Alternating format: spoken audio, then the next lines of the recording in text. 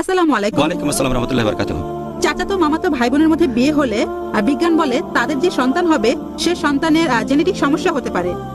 বোন প্রশ্ন করলেন যে চাচাতো মামাতো ভাই বোনের বিয়ে এতে করে জেনেটিক সমস্যা হতে পারে। আপনি এখানে রক্তের সম্পর্কে বিয়ের কথা বলছেন।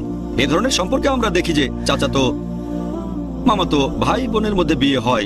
পবিত্র কোরআনের কথা যদি বলতে হয় যে কাদেরকে বিয়ে করতে পারবেন না, কোরআন বলছে বিয়ে করতে পারবেন না আপনার মাকে অথবা আপনার বাবা যেসব মহিলাকে বিয়ে করেছেন তাদের বিয়ে করতে পারবেন না, আপনার বাবার বোনদের মায়ের বোনদের বিয়ে করতে পারবেন না, বিয়ে করতে পারবেন না নিজের আপন বোনকে, পারবেন না আপনার মেয়েকে, এরকম লিস্ট দেওয়া আছে। তবে এই লিস্টে মামাতো চাচাতো ভাই বোনের উল্লেখ নেই।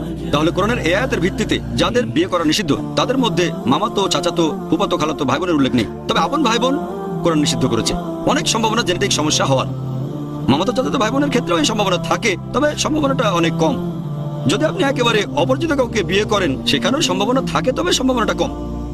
আশা করি উত্তরটা পেয়েছেন।